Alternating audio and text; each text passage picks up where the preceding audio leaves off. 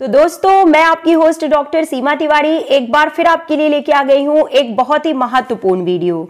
Screen पे देख के आप समझ ही गए हैं कि इस प्रश्न पत्र में 100 बहुविकल्पीय प्रश्न हैं और आपको इस पेपर को हमारे साथ सॉल्व करते चलना है और अपना स्कोर हमें कमेंट बॉक्स में लिख के बताना है। आगामी सभी प्रतियोगी परीक्षाओं की दृष्टि से यह वीडियो बहुत ही महत्वपूर्ण है। तो चलिए शुरू करते हैं क्वेश्चन नंबर 1 से। जिस व्यक्ति ने खेल कूद के माध्यम से शिक्षा, संस्कृति, विकास तथा शांति के क्षेत्र में महत्वपूर्ण उपलब्धि हासिल की है, उसे निम्न में से कौन सा पुरस्कार दिया जाता है? तो बताइए आप सभी, क्या है correct answer? Correct answer is option number B, Olympic laurel पुरस्कार। जी हाँ दोस्तों, जिस व्यक्ति ने खेल कूद के माध्यम से शिक्षा, संस्कृति, विकास तथा शांति के क्षेत्र में महत्वपूर्ण उपलब्धि हासिल की है, उसे ओलंपिक लॉरेल पुरस्कार दिया जाता है। नेक्स्ट, यह परिभाषा कि खेल में विशुद्धतः क्रियाकलाप संबंधी आनंद के लिए अनुक्रियाओं की पुनरावृत्ति होती है, किसने दी है? तो देखिए यहाँ पे जो कीवर्ड है वो है आनंद संबंधी या विशुद्धता क्रियाकलाप संबंधी आनंद के लिए अनुक्रियाओं की पुनरावृत्ति। तो यह परिभाषा दी गई है पीगेट जी के अनुसार। Option number 2 is correct here. Next question, उस रोग को चिन्हित कीजिए जिसे हाइपोकाइनेटिक रोग कहा जाता है। तो option number D is correct here, rheumatic arthritis. Rheumatic arthritis अनुवांशिक कारणों से हो सकता है, जिसे हाइपोकाइनेटिक रोग भी कहा जाता है।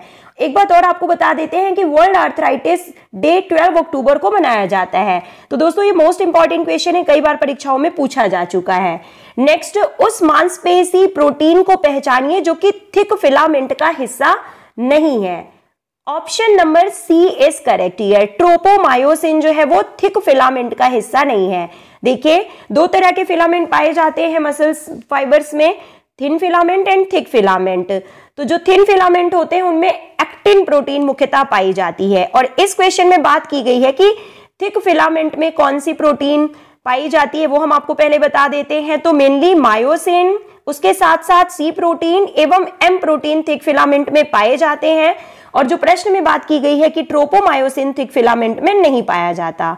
नेक्स्ट क्वेश्चन, रेनॉल्ड्स संख्या वह है जिसका प्रयोग यह निर्धारण करने के लिए किया जा सकता है कि किसी वस्तु के चारों ओर प्रवाह अशांत या परतदार है या नहीं।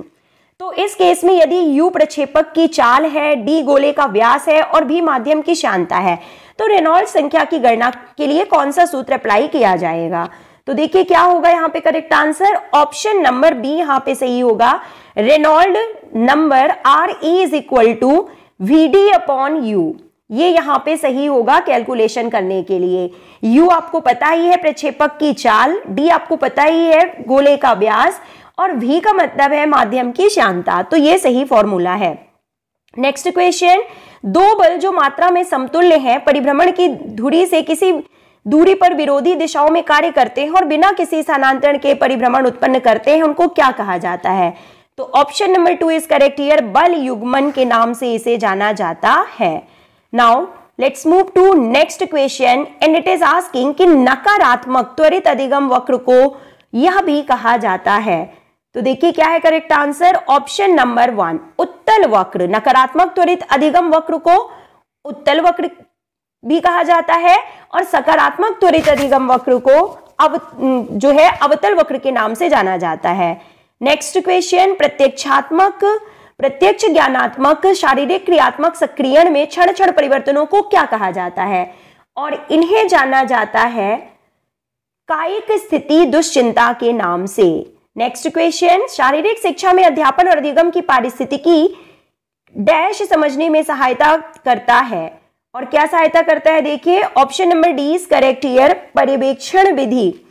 शारीरिक शिक्षा में अध्यापन और अधिगम की पारिस्थितिकी को समझने में जो सहायता करता है वो क्या है? पर्यवेक्षण विधि जो है वो सहायता करती है।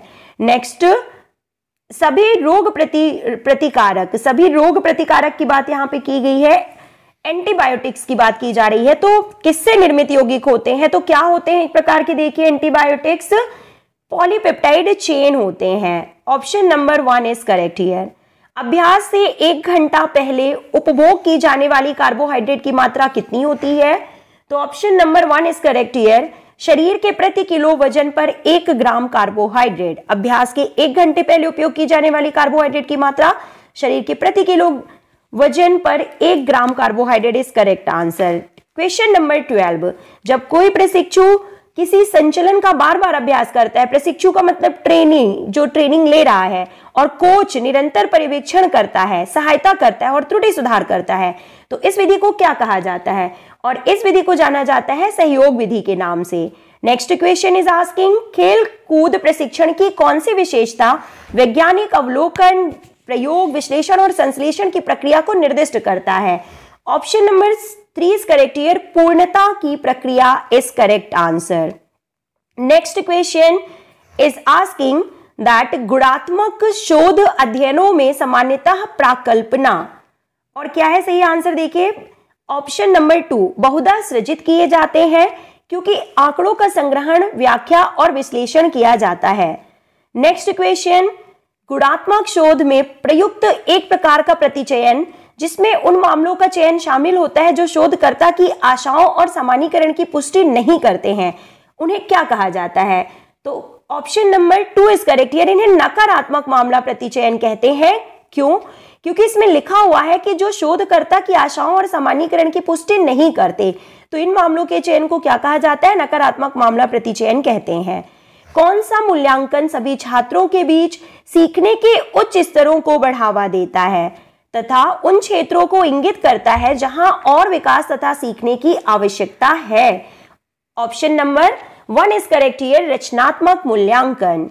नेक्स्ट क्वेश्चन, यदि हमें 50 मदों का परीक्षण करना है जिसका माध्य 30 है और विचलन 6 है, तो कुदर रिचर्डसन पद्धति का प्रयोग करते हुए परीक्षण की विश्वसनीयता क्या होगी?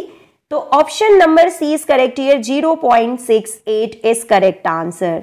Next question is asking that पर्यवेक्षण का प्राथमिक ध्यान डैश देखना होगा, क्या होगा, किस पे होना चाहिए पर्यवेक्षण का प्रमुख ध्यान? तो option number 1 is correct here, सीखने की स्थिति पर होना चाहिए। सीखने की स्थिति को देखना होगा पर्यवेक्षण का मुख्य उद्देश्य। नेक्स्ट क्वेश्चन, अंतः प्राचीर कार्यक्रम यानी कि इंट्राम्यूलर कार्यक्रम किसके लिए उत्कृष्ट आधार है? Option number 3 is correct here, प्रतिभा पहचान के लिए। नेक्स्ट, प्ले सिद्धांत है। Option number A is correct here, A और सी मींस विरेचन सिद्धांत एवं मनोविश्लेषणात्मक सिद्धांत को प्ले सिद्धांत के रूप में जाना जाता है, या प्ले सिद्धांत को विरेचन एवं मनोविश्लेषणात्मक सिद्धांत के रूप में जाना जाता है। Let's move to next question, निम्नलिखित में से थर्मोथेरेपी विधियों की पहचान कीजिए। थर्मोथेरेपी विधियां निम्न में से कौन सी हैं? देखिए correct answer option number D, B, C and F. Hydrocollator pack, C मतलब अल्ट्रासाउंड और एफ का मतलब है डायथर्मी। तो ये तीनों ही जो यहाँ पे हैं ये थर्मोथेरेपी विधियों में से एक है। थर्मोथेरेपी विधियों के ग्रुप में इनको शामिल किया जाता है, hydrocollator pack, ultrasound and diathermy. Next question is asking that किसी व्यक्ति का फुफ्फुसी संवातन लिंग के निरपेक्ष डैश पर निर्भर करता है। तो देखिए किस पर निर्भर करता है? Option number 2 is correct here, B और डी पर, यानी कि ज्वारीय परिमाण पर और साथ ही साथ आघात परिमाण पर। देखिए हम आपको ये क्वेश्चन इंग्लिश में भी समझा देते हैं कि जो यहाँ पे पूछा गया है, pulmonary ventilation of a person, यानी कि जो किसी भी पर्सन का पल्मोनरी वेंटिलेशन होता है जेंडर के अकॉर्डिंग, तो वो किस पे डिपेंड करता है? तो करेक्ट आंसर क्या है यहाँ पे? देखिए ऑप्शन नंबर 2 सही है, यानी कि टाइडल वॉल्यूम पर एवं स्ट्रोक वॉल्यूम पर डिपेंड करता है पल्मोनरी वेंटिलेशन किसी भी पर्सन का। नेक्स्ट क्वेश्चन देखिए, it is asking that which of the following are correct, कौन से हैं जो इनमें से सही हैं, आपको बताना है सेंटेंसेस। तो option number D is correct here, 4 is correct here, A, B and C. तो देखिए पहले नंबर पे बोला जा रहा है कि जो सियाटिक नर्व होती है वो सबसे लार्जेस्ट और लॉन्गेस्ट नर्व है हमारी ह्यूमन बॉडी की। मानव शरीर में सियाटिक स्नायु सबसे बड़ी और सबसे लंबी स्नायु है, सही है। नंबर 2 जो है बोल रहा है कि फीमर की पार्श्विक गति विपरीत दिशा के श्रोणि के पार्श्विक झुकाव के कारण सुविधाजनक होता है, मतलब lateral movement of femur are facilitated by lateral tilt of the pelvis. Towards the opposite side, ये भी सही है। और तीसरे नंबर पे बोला जा रहा है कि जो हैमस्ट्रिंग है contribute to both hip extension and knee flexion. Hamstring muscles जो होती हैं, जो जांग के पीछे साइड पाई जाती हैं, वो हिप एक्सटेंशन और नी फ्लेक्शन दोनों में मदद करती हैं। तो ये कथन यहाँ पे तीनों ही बिल्कुल सही हैं। मूव करते हैं नेक्स्ट क्वेश्चन की ओर। अगेन कौन से हैं जो सही कथन है यहाँ पे आपको बताना है। तो option number C is correct here, A and C, यानी कि स्टेटमेंट ए और सी यहाँ पे सही है। स्टेटमेंट ए में बोला जा रहा है कि moment of force is the force multiplied by the perpendicular distance between the line of action of the force and the axis of rotation। यानी बल का संवेग वह बल है जो बल के कार्य की रेखा और परिभ्रमण की धुरी के बीच अभिलंब दूरी से गणित होता है।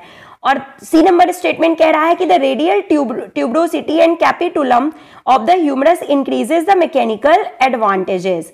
ये देखिए हिंदी में आप इस क्वेश्चन को ध्यान से समझ लीजिए। ऑप्शन नंबर ए एंड सी जो है यहाँ पे दोनों स्टेटमेंट बिल्कुल सही हैं। मूव करते हैं हम नेक्स्ट क्वेश्चन की ओर and it is asking that दुश्चिंता की स्थिति के व्यक्तिगत कारक कौन से हैं। Option number D is correct here, C D and A, प्रत्याशा, सामना कर सकने की शैली एवं संज्ञानात्मक मूल्यांकन। दुश्चिंता की स्थिति के व्यक्तिगत कारक ये तीनों ही हैं, संज्ञानात्मक मूल्यांकन, प्रत्याशा एवं सामना कर सकने की शैली।